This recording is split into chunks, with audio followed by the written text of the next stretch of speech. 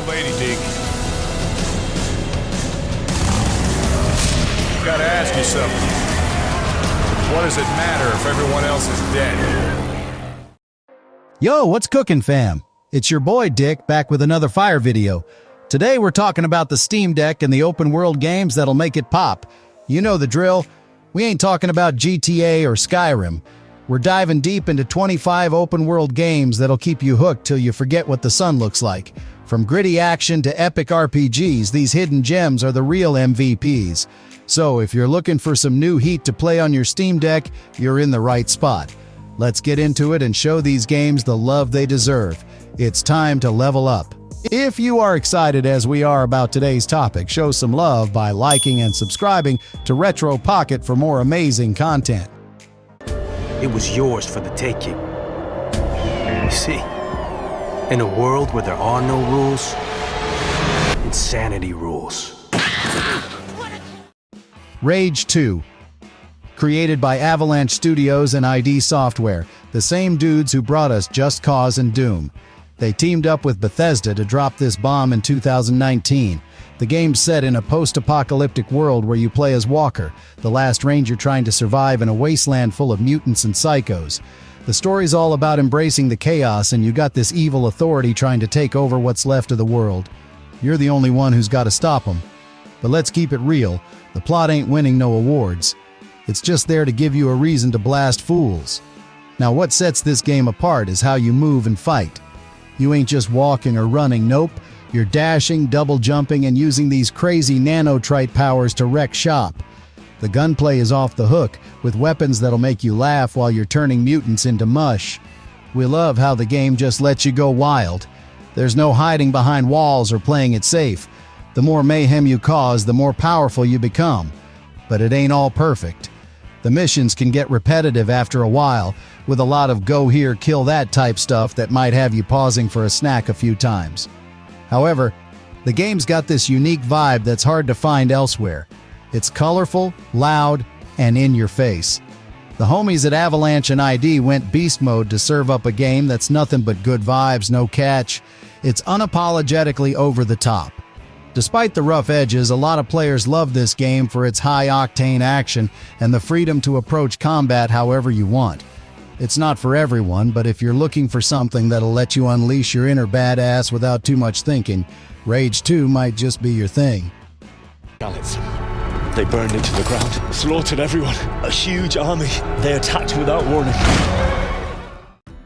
Kingdom Come Deliverance. This one is this medieval game dropped by Warhorse Studios back in 2018. These guys ain't playing around, they went all in on that historical accuracy.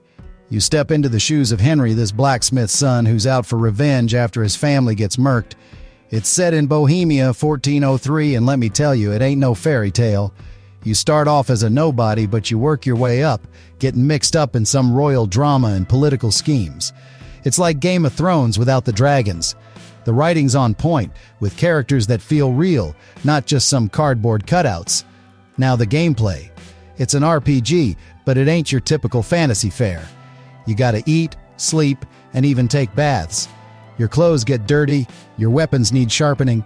It's all about that immersion, making you feel like you're really living in the 15th century. Combat's a whole different beast. It's complex, based on real medieval fighting techniques. Some folks love it, saying it's the most realistic sword fighting they've seen in a game. Others find it frustrating, like trying to parallel park a tank. It takes time to master, but when you do, it's satisfying as hell. The world's huge, with plenty to explore. You might also ride for minutes without seeing anything interesting, and I personally dig that realistic vibe. Others might find it boring. One thing that sets this game apart is the quest design. There's multiple ways to solve problems, and your choices actually matter. You can talk your way out of situations, sneak around, or go in sword swinging. But at the time of launch, it was buggier than a roach motel. And even now, some glitches can mess up your experience. The save system's a bit whack too, making you rely on this drink called Save Your Schnapps to save manually. Despite all this, a lot of players love this game for its dedication to realism and its unique take on the RPG genre. It's not for everyone, but if you're looking for something different, something that'll challenge you, Kingdom Come Deliverance might just be your jam.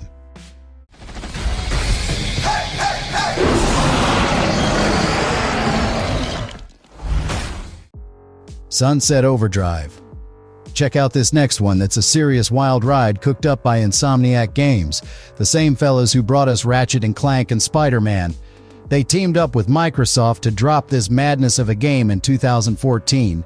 The game's set in this crazy place called Sunset City, where some whack energy drink called Overcharged Delirium XT turned everybody into mutants. You play as this nobody who suddenly becomes a somebody, fighting off these orange freaks and trying to escape the city. The story is all about embracing the chaos, you feel me? It's not trying to be deep or nothing, just straight up fun. You got this evil corporation, Fizzco, that's trying to cover up their mess, and you're the one who's got to stop them. The game don't take itself seriously at all, always cracking jokes and breaking the fourth wall.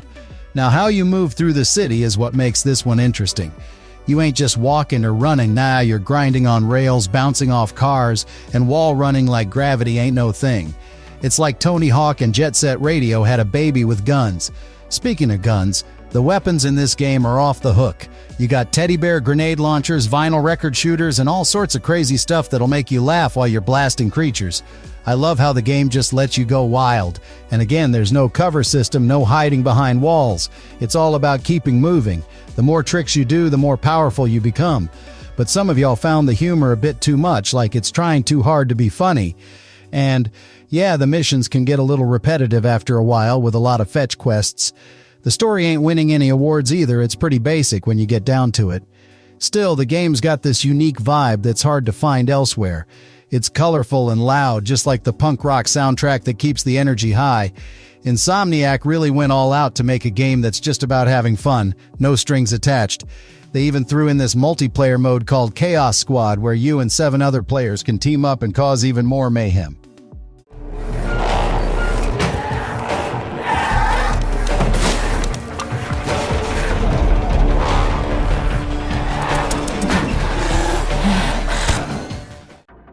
Metro Exodus. 4A Games, the same studio who brought us the first 2 Metro games. This time they teamed up with Deep Silver to drop this post-apocalyptic banger in 2019. The game's set in a wasteland Russia, where you play as Artyom, this dude trying to find a new crib for his crew outside the Moscow metro. The story's all about embracing the unknown. You got this evil government trying to keep everyone in the dark, and you're the one who's got to break free and find the truth. It's like a road trip through hell, with your homies on a train called the Aurora, facing all kinds of messed up situations. What sets this game apart is how it breaks out of the tunnels from the first 2 games. You ain't just crawling through dark metro stations no more. Now you're exploring these big open areas, from snowy wastelands to desert hellscapes. It's like the game world grew up and said, let's see what's out there. I love how the game lets you approach situations your way, like many on this list. You want to go in guns blazing? Do you? You prefer to sneak around like a ninja? That's cool too. The game don't judge, it just reacts to how you play. However, the story can get a bit heavy-handed with its messages sometimes, beating you over the head with its themes. The game's got this unique vibe that's hard to find. It's gritty, it's intense, and it don't pull no punches when it comes to showing you the harsh realities of this world. The characters you roll with feel real, each with their own issues and growth throughout the journey. One thing that stands out is how the game makes you feel the weight of your choices. You ain't just shooting mutants and bandits, you're deciding the fate of whole communities. It's deep like that, making you think about the consequences of your actions. A lot of players dig this game for its atmosphere and the way it makes you feel like you're really surviving in this messed up world. It's not just about the destination, it's about the journey and the bonds you form along the way.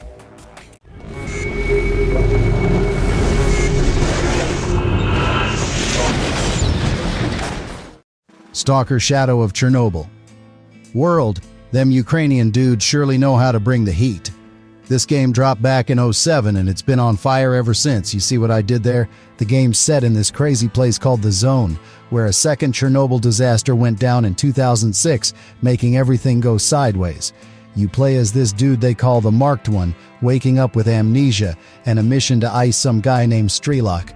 But as you dig deeper, you realize there's more to your story than meets the eye. The Zone ain't no joke.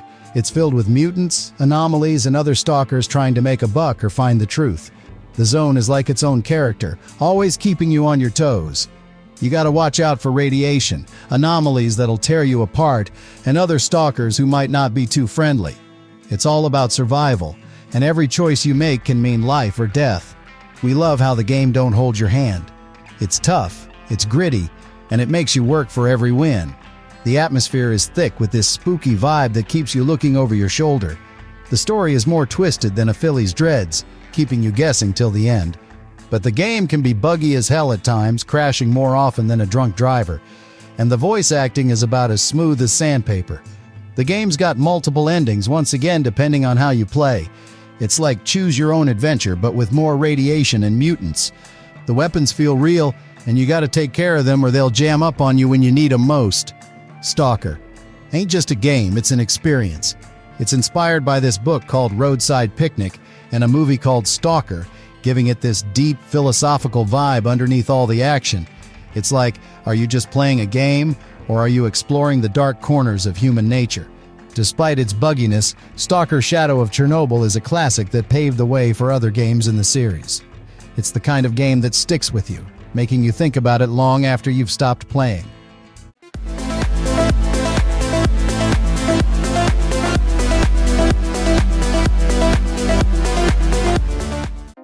No Man's Sky. Designed by Hello Games, a small studio out of the UK led by Sean Murray. These guys dropped this joint back in 2016 and it's been a roller coaster ever since. The game's all about exploring a supermassive universe. We're talking 18 quintillion planets, each one unique and waiting for you to discover. Now the story ain't your typical Hollywood blockbuster. You start as this traveler with amnesia, trying to figure out what's up with this mysterious thing called the Atlas. It's like a cosmic scavenger hunt, but don't expect no deep narrative. The real story is the one you create as you hop from planet to planet. When it first dropped, No Man's Sky caught heat for not living up to the hype. People were expecting multiplayer, crazy alien civilizations, and all sorts of features that weren't there. It was like promising a 5-course meal and serving up a TV dinner. But here's where it gets interesting. Hello Games didn't just take the L and bounce. Nah, they put in work. Over the years, they've been dropping free updates like hot mixtapes. We're talking base building, multiplayer, underwater exploration, and even VR support. They turned that TV dinner into a whole buffet. Players who stuck around or came back are loving the grind now. It's all about that freedom to do your thing, whether you want to be a space pirate, a galactic explorer, or build your own little empire. But let's keep it real, the game ain't perfect.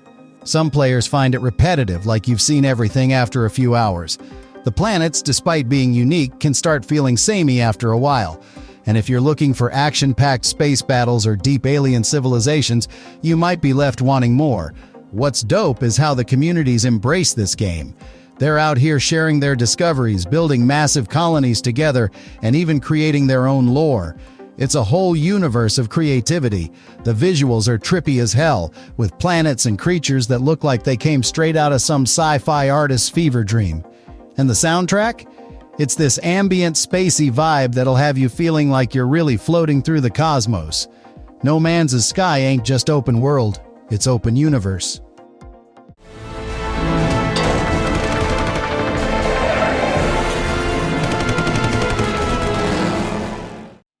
The Saboteur. So this one by Pandemic Studios, who brought us Mercenaries and Destroy All Humans. This game was out long back in '09, and it was Pandemic's swan song before EA shut him down. The game's set in Nazi-occupied Paris during World War II, and you play as Sean Devlin, this Irish dude with a chip on his shoulder and revenge on his mind. The story's all about payback, you feel me? Sean's homie gets murked by some Nazi scumbag, and our boy's out for blood. But it ain't just about revenge. You're also helping the French resistance stick it to the Nazi occupation. The game lets you climb buildings like you're in Assassin's Creed, drive cars like you're in Grand Theft Auto, and blow stuff up like you're in a Pandemic game. What sets this game apart is its unique visual style. When the Nazis are in control, everything's black and white, except for some key colors like red flags and blue eyes. As you liberate areas, color floods back in. It's like you're bringing hope back to Paris, one explosion at a time. I simply love how the game takes itself too seriously. It's got that gritty World War II vibe, but it's also got Sean cracking wise and some over-the-top action that keeps things fun. The open world of Paris is dope to explore, with landmarks you can climb and secret areas to discover. But just like any other game, this too ain't perfect. The driving can be a bit janky, and the missions may or may not get repetitive after a while. Depends on how you play it. The stealth mechanics are hit or miss, and sometimes it's easier to just go in guns blazing than try to be sneaky. And just like most open-world games, this one too lets you approach missions your way. Want to snipe from a rooftop? Go for it. Prefer to plant explosives and watch the fireworks? That's cool too. The game's all about giving you options. The Saboteur's got this cool mix of historical setting and Pulp Fiction vibes. It's like if Inglourious Basterds was a video game, with a dash of film noir thrown in for good measure. The soundtrack's on point too, with some jazzy tunes that'll have you feeling like you're really in 1940s Paris. How'd you think this was gonna go down? Whatever it takes, you remember that? Betray your brothers, and you will die 1,000 times over. This motherfucker right here is a snitch! Sleeping Dogs. United Front Games and Square Enix London Studios gave us this gem back in 2012. The game's set in Hong Kong, where you play as Wei Shen, this undercover cop trying to infiltrate the triads. It's like GTA meets Kung Fu flicks. Wei's caught between his duty as a cop and the loyalty he feels to his triad homies. It's deep, fam, dealing with themes of identity and moral gray areas. The voice acting is on point, with a mix of English and Cantonese that makes the world feel real. What makes this game different is the combat. It's all about that hand-to-hand action like you're in a Jackie Chan movie. You can use the environment to take down fools, smashing them into phone booths or throwing them off rooftops.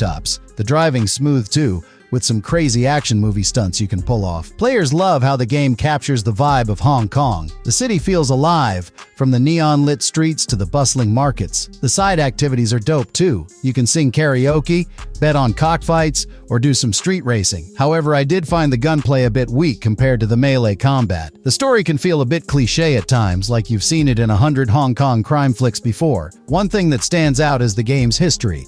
It started as part of the True Crime series but got cancelled by Activision. Square Enix swooped in, picked it up, and turned it into Sleeping Dogs. Talk about a comeback story. The game's got this unique progression system where you earn XP for triad, police, and face actions. It's like you're leveling up different parts of Wei's personality, which is pretty dope. Sleeping Dogs also ain't afraid to get dark. Some of the missions and story beats are pretty intense, dealing with stuff like human trafficking and brutal gang violence. It ain't for the faint of heart, but it adds to the gritty realism of the game.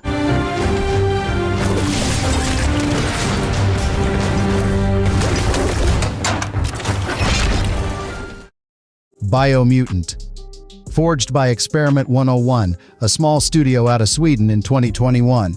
Another game that's set in a crazy post-apocalyptic world where you play as this mutated critter with a big ol' sword, trying to save or destroy the Tree of Life depending on how you roll. You got these world eaters threatening the Tree of Life, tribes beefing over territory, and your character dealing with some past trauma. It's like a comic book mixed with an environmental message, but we found it a little shallow and all over the place. What sets this game apart is the character creation. You can morph your little mutant however you want, and it affects your stats and abilities.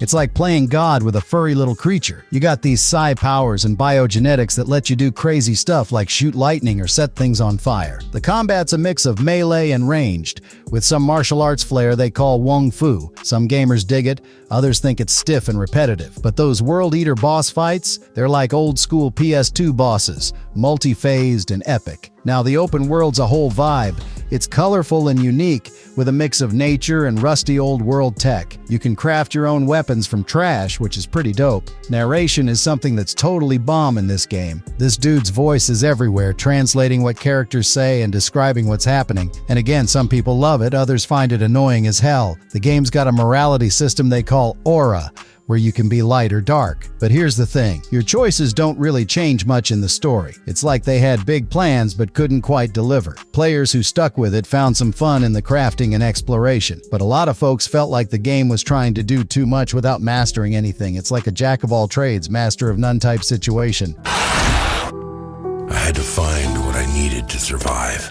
and fight. The next time, I was smarter. I moved between the shadows, between the Project Zomboid. The Indie Stone, a small crew from the UK and Canada, designed this zombie madness back in 2013. The game's set in this fictional Knox County, Kentucky, where a zombie outbreak's turned everything upside down. You play as a survivor trying to stay alive in this messed up world. The story's open-ended, fam, duh. Why else would it be on this list? You make your own tale of survival, dealing with hunger, thirst, and all sorts of injuries. It's like you're living your own zombie movie, but ain't no script to save you here. The game's got more depth than a rapper's lyrics, with skills to level up and a crafting system that'll keep you busy. The one thing that makes me think about this game is how real it feels. You can get depressed, anxious, or even catch a cold. The zombies ain't just there to look pretty either. They can hear you, smell you, and they don't sleep. One bite and you're on a timer, waiting to join the undead crew. Players love how the game don't hold your hand. It's tough, it's gritty, and it makes you work for every day you survive. The map's huge, with towns like Muldrach, West Point,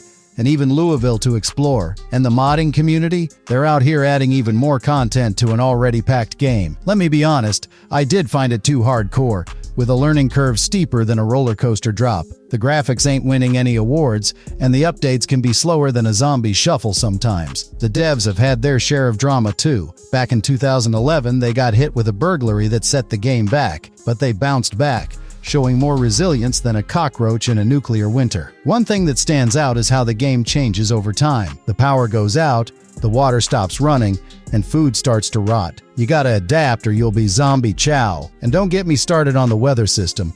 It's more unpredictable than a freestyle battle. Project Zomboid's like that struggling artist that keeps grinding, getting better with each album. It's not for everyone, but for those who get it, it's the realest zombie survival experience out there.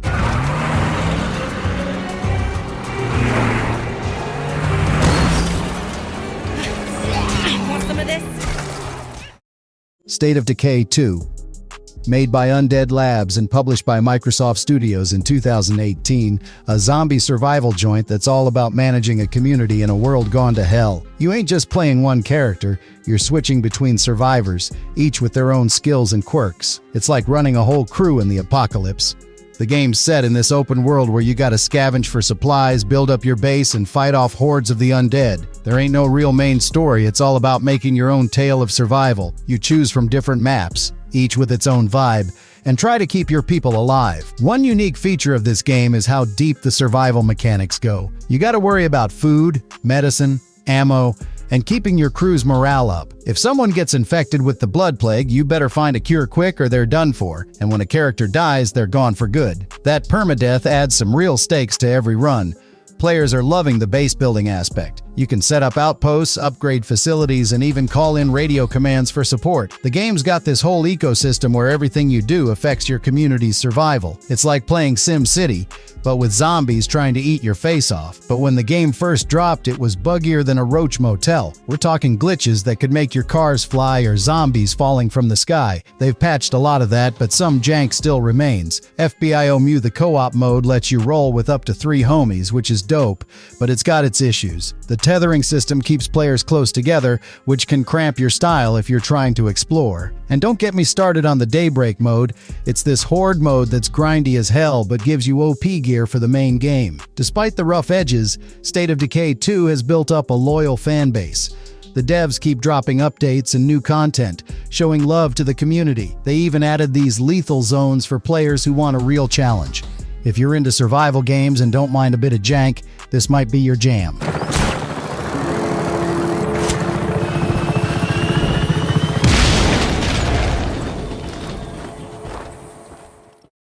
Just Cause 3. This one was created once again by Avalanche Studios and launched by Square Enix in 2015. These nerds brought back Rico Rodriguez, the OG from the first 2 games, and sent him to Medici, this fictional Mediterranean island that's his homeland. The game's all about taking down this dictator named General Di Ravello, who's got the whole place on lock. The story's pretty basic, but that ain't what this game's about. It's all about the chaos. You got this huge open world, and they give you all these toys to mess it up. We're talking grappling hooks, wingsuits, and more explosions than a Michael Bay flick. The gameplay's where it's at. You can tether stuff together, wingsuit through the air like a boss, and blow up everything in sight. Players love how the game just lets you go wild. There's no real wrong way to play. You just do you and watch the fireworks. The map's huge, with all kinds of terrain from mountains to beaches, and the ways you can approach taking down bases and liberating towns, that's where the creativity comes in. We found the story missions a bit weak, like they were just there to give you an excuse to blow more stuff up. The vehicle controls can be flimsy too, especially when you're trying to do some precision driving. One thing that's a bit unique is how the game handles progression. You gotta do these challenges to unlock new abilities, which some players like while others find a bit grindy. The game's got this whole rebellion vibe going on, with you helping out the locals to take back their home. The DLCs they dropped later added some crazy stuff like a jetpack and an evil robot army. It's like they took the base game and said, how can we make this even more over the top? Just Cause 3's got its issues, no doubt. It can be buggy as hell sometimes, with frame rate drops and long load times that'll test your patience. And if you're looking for a deep, meaningful story, you might want to look elsewhere. But if you're all about that sandbox life, just wanting to cause mayhem and look cool doing it, Just Cause 3's got you covered. It's the kind of game where you can spend hours just messing around, trying to pull off the craziest stunts you can think of. It's pure, unadulterated chaos, and for a lot of players, that's exactly what they're looking for.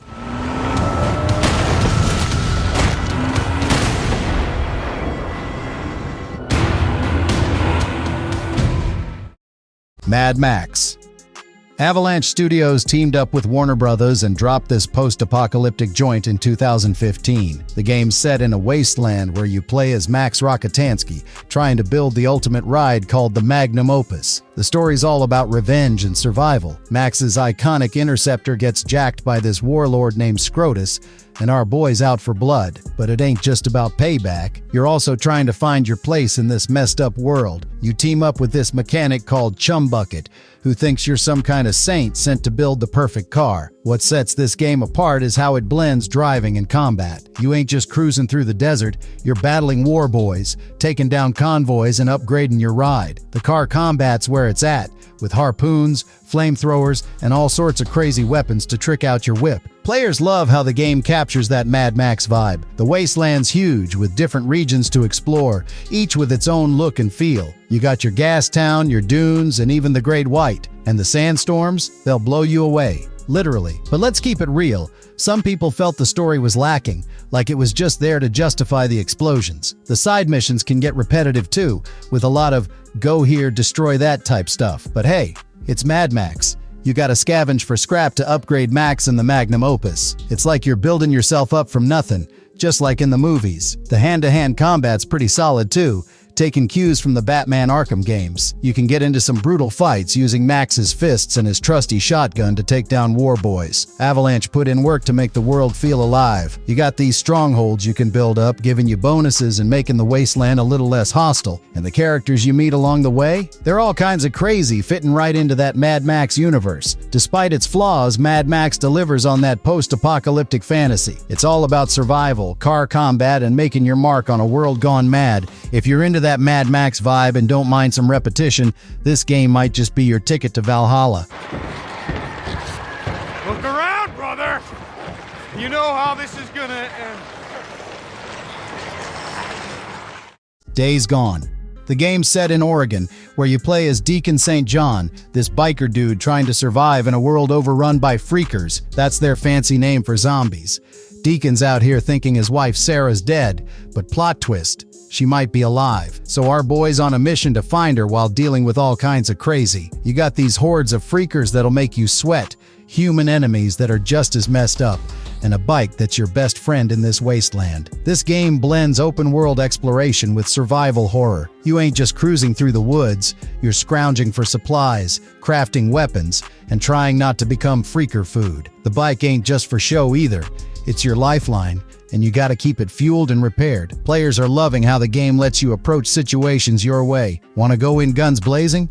Do you? Prefer to sneak around like a ninja? That's cool too. And them hordes? They'll have you planning like a general before you even think about taking them on. But a review suggests that the story is a bit slow to start, like it's taking its sweet time to get to the good stuff. When it first hit the market, it had more bugs than a picnic in July, but the devs been putting in work to clean it up. I love how the world changes in the game. The weather, the time of day, it all affects how you play. Freakers are more active at night, so you gotta switch up your strategy. The world around you, it's alive like it's got its own heartbeat, always throwing curveballs your way. Days Gone delivers well on that post-apocalyptic fantasy. It's all about survival, building relationships with camps, and maybe finding a little hope in a world gone mad. My dear son, Artemy, I write to you after so many years apart in the hopes that you may find... Pathologic 2. The game's set in this crazy town where you play as Artemy Barak, a doctor trying to stop a deadly plague. But this ain't your typical save-the-world story. The plot's more tangled than spaghetti. You start off thinking your pops is dead, but that's just the beginning. You gotta navigate this town full of strangeness, each with their own agenda. The kin, the Canes, the town hall. Everybody's got a stake in this mess. And you're caught in the middle trying to figure out what's real and what's just smoke and mirrors. I really liked how it messes with your head. The whole thing's like a fever dream with surreal visuals and dialogue that'll make you question your sanity. You got 12 days to save the town, but time's always against you. You gotta manage your health, hunger, and exhaustion while trying to unravel this mystery. Players are loving how deep this rabbit hole goes. The game's got multiple endings and every choice you make matters. You can't save everyone, and that's by design. It's all about making tough calls and living with the consequences. But let's be honest, this game's tougher than a $2 steak. Some folks find it frustrating as hell, with its punishing difficulty and cryptic storytelling. The combat's flimsy and the game can be buggy at times. One thing that stands out is the atmosphere. The town feels alive with its own customs and beliefs. You got these weird theater performances that hint at future events, and a day-night cycle that changes how the town behaves. Icepick Lodge went all out with the symbolism and metaphors. Everything's got a deeper meaning, from the town's layout to the characters' names. It's the kind of game that'll have you thinking about it long after you've put down the controller.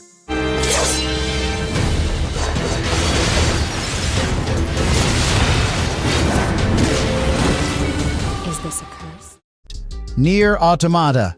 This one is set in a future where humans bounce to the moon, leaving androids to fight these alien-made machines on Earth. You play as 2B, 9S, and A2, these android warriors caught up in a war that's deeper than the ocean. You start thinking it's just about killing machines, but then it hits you with questions about existence, consciousness, and what it means to be human. Yoko Taro, the mastermind behind this, ain't afraid to get weird with it. He's got you playing through the game multiple times, each run revealing more of the truth. Platinum Games brought their A game with the combat. It's smooth like butter, letting you switch between melee and ranged attacks faster than you can blink. And the way they blend genres, one minute you're in a 3D action game, next you're in a side-scroller, then you're in a top-down shooter. It's like a video game buffet, and you're invited to feast. Players are loving how deep this rabbit hole goes. The game's got 26 endings, one for each letter of the alphabet. Most are joke endings, but the main 5, they'll have you questioning everything you thought you knew. The soundtrack's a whole vibe too, with vocals that'll stick in your head for days. But the story's so complex that it can leave some players feeling lost if they ain't paying close attention. What's really dope is how this game straight up talks to you like you're in on the joke. It ain't afraid to mess with your expectations, even making you fight the game's credits in the final ending. And that ending? It asks you to delete your save file to help other players, turning the game into this wild social experiment. Nier Automata's like that underground album that blows up. It started as this niche thing, but word of mouth spread like wildfire. Now it's got folks debating philosophy and the nature of games as art. It's the kind of game that sticks with you, making you think about it long after you've put down the controller.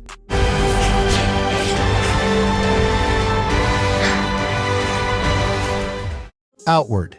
The game's set in this fantasy world called Ori, where you ain't no chosen one, just a regular Joe trying to survive. The story's all about you paying off a blood debt, but that's just the beginning. You got these 4 different factions you can roll with, each with their own vibe and quests. It's like picking your crew in the hood, but with magic and swords. Survival is the name of the game here. You gotta eat, sleep, and stay warm, or you'll be piling up losses higher than a Jenga tower. The combat's like Dark Souls had a baby with a survival game. It's tough, but that's the point. Players are loving how the game don't hold your hand. It's like being dropped in the middle of nowhere with nothing but the clothes on your back. You gotta figure out everything yourself, from crafting to magic. And when you die, it ain't game over. It's just another part of the story. But let's keep it 100.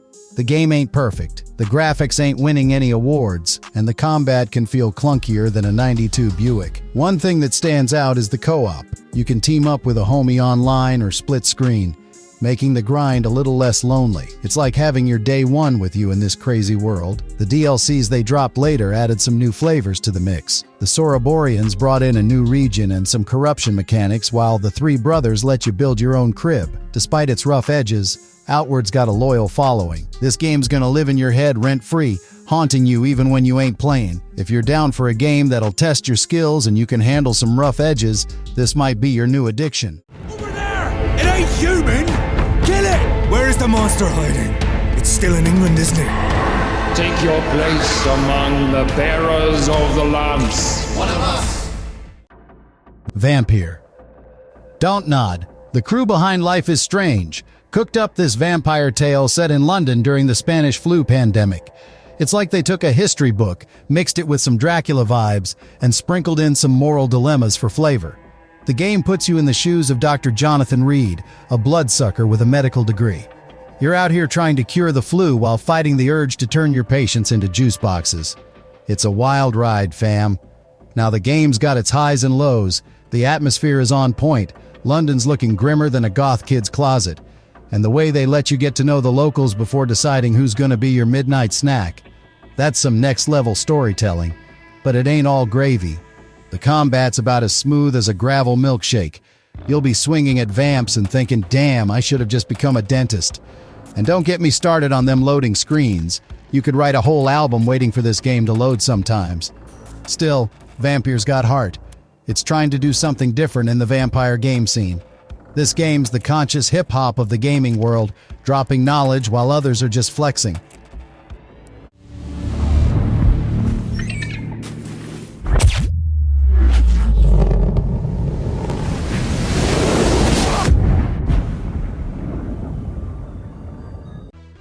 Subnautica.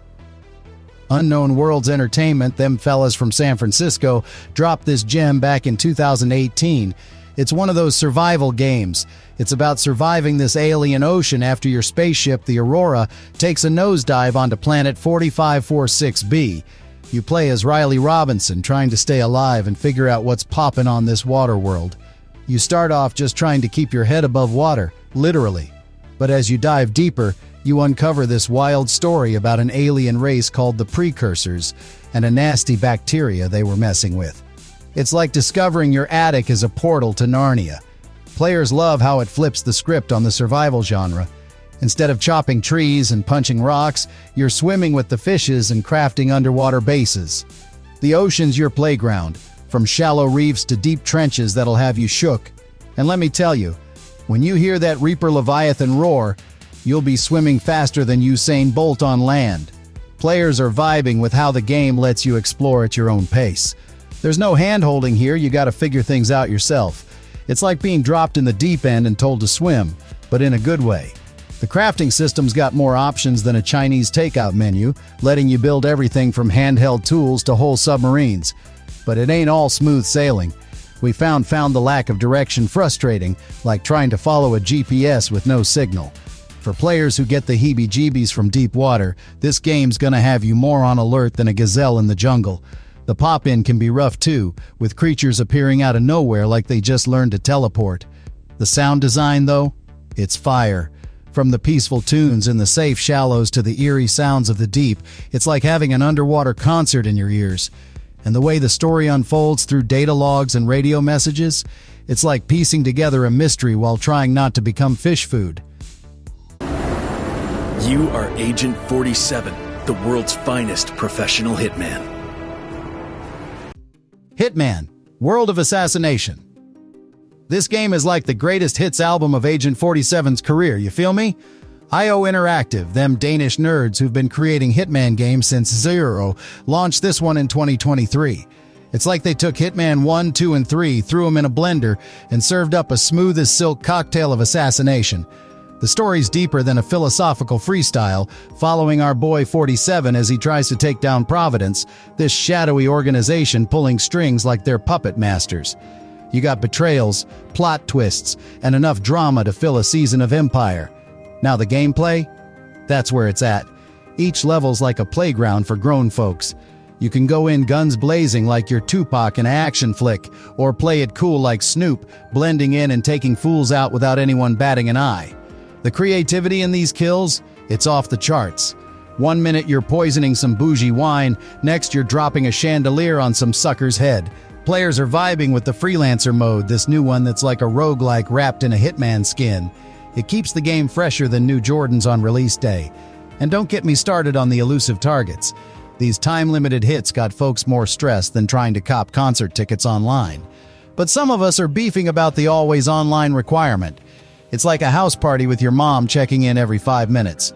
And if you're new to the series, the story might confuse you more than trying to understand mumble rap without subtitles. From Dubai's bling to Dartmoor's stuffy mansion vibes, each spot's got its own flavor. And the replay value? It's off the charts. You can run through these levels more times than your favorite track and still find new ways to take out your targets.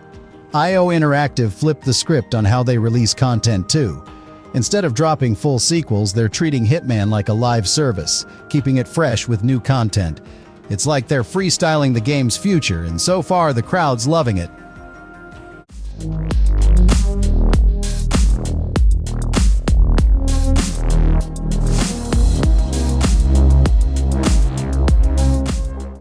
Elex. This crazy adventure whipped up by Piranha Bytes, them German fellas who've been dropping heat since Gothic. They unleashed this banger in 2017, and it's like they tossed sci-fi, fantasy, and end-of-the-world flavors in a mixer and hit that turbo button. The game's set on this planet Magellan, where a comet hit and left behind this crazy substance called Elex. Now you got these factions beefing over how to use it. You play as this dude Jax, who's colder than a polar bear's toenails because he used to chug Elex like it was Kool-Aid. But now he's trying to figure out which crew to roll with. You got the Berserkers, who are all about that magic life, the Clerics, who are tech heads, and the Outlaws, who are just trying to get paid. It's like choosing between being a wizard, Iron Man, or Mad Max. The world's bigger than Kanye's ego, with all kinds of terrain to explore. You can zoom around with your rocket pack like you're living large, but stay alert because the bad guys will take you down quicker than you know.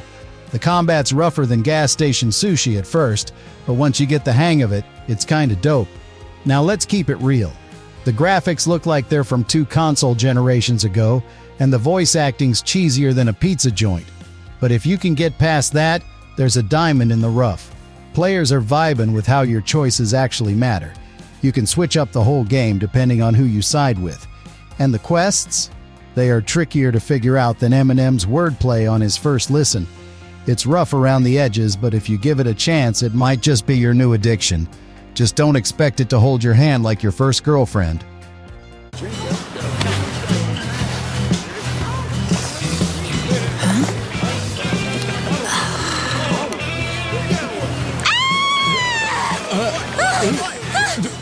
Like a Dragon, Infinite Wealth. This one dropped in January 2024, and it's got the nerds buzzing.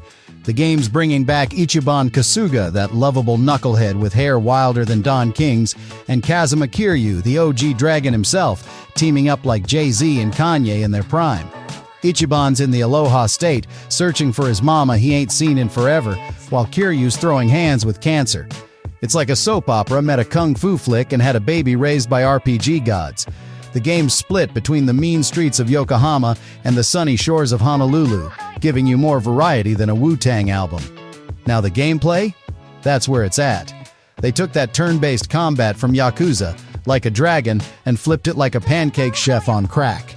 You can move around during fights, position your squad like a chess grandmaster, and unleash team-up attacks that'll make the Avengers look like amateurs.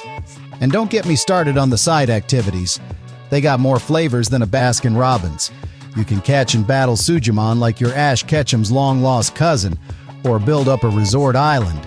Some players are complaining the narrative crawls like a snail on vacation, but in my opinion, I think's was perfect. And if you ain't updated on your Yakuza story, you might feel really lost. The game's got more inside jokes than Russell Peters' jokes about the Indians. What I look the most is how the game lets you explore at your own pace. It's like a buffet where you can sample everything from high-stakes drama to slapstick comedy. The bond system's back, letting you get tight with your crew. And the way they blend serious themes with off-the-wall humor, it's smoother than Eminem.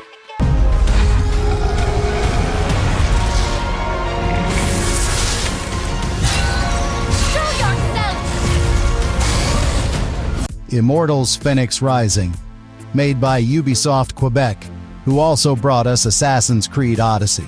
The game's set in this crazy Greek mythology world where you play as Fenyx, this regular Joe trying to save the gods from Typhon, the baddest titan in the game. You got Zeus and Prometheus narrating the whole thing like they're hosting a cosmic podcast. It's like Greek mythology and stand-up comedy had a baby. You're out here trying to rescue gods who've lost their mojo, and each one's got their own flavor of crazy. Now the gameplay? You can fly around with wings like you're Icarus without the sun allergy, and the combat's smoother than ever.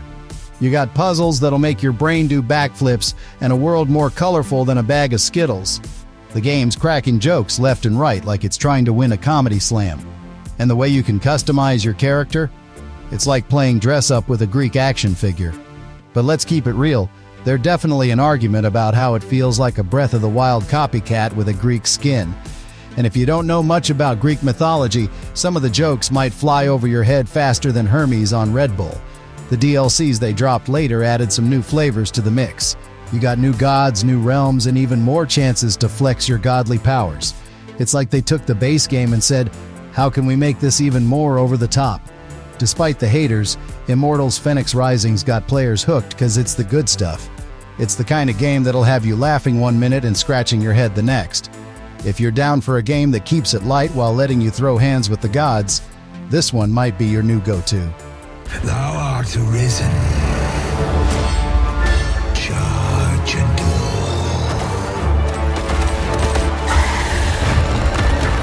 Here's my chance. Dragon's Dogma 2. The game's set in this parallel world to the first one, where you play as the Arisen, this chosen one who's got to take down a big bad dragon. You got these two kingdoms beefing. Vermin with their human royalty drama, and Batajal with these beastren folks who ain't too fond of pawns. Speaking of pawns, they're making a comeback like vinyl records, riding with you and leveling up their game as you go. Now the gameplay, you can climb on monsters like they're jungle gyms, toss your homies at enemies, and even switch up your vocation faster than Kanye switches up his mind. They added some new classes too, like the Trickster, who's all about that smoke and mirrors life. But let's keep it 100, the game ain't perfect. Some players are crying about the microtransactions, saying they're more unnecessary than a vegan at a barbecue. And the performance? It's shakier than in my first high school mixtape. What's got us talking is how the world reacts to your choices. It's like a choose-your-own-adventure book, but with more dragons and less page flipping. The extras in this joint are running their own show, and if you disturb them, they could end up 6 feet under, no respawn. Capcom went hard with the RPG elements too. You got skill trees and a crafting system that'll keep you busier throughout. And don't get me started on the boss fights, they're more epic than the East Coast-West Coast rivalry. Despite the haters, Dragon's Dogma 2's got players hooked. It's the kind of game that'll have you losing track of time. Hey, that's a wrap on these top open-world games for your Steam Deck. We've been through some hidden gems that'll have you glued to that screen like it's the last piece of chicken at the cookout. From post-apocalyptic wastelands to magical realms, these games are going to keep your Steam Deck bumping for hours. Don't sleep on these titles, fam. They might not have the big budget hype, but they've got more flavor than your grandma's secret recipe. So charge up that deck, download these bangers, and get ready to lose yourself in some worlds that are fresher than a new pair of kicks. Peace out. Hit that like button if you found this helpful. Show your support by liking and subscribing. Let's reach 10,000 subscribers together.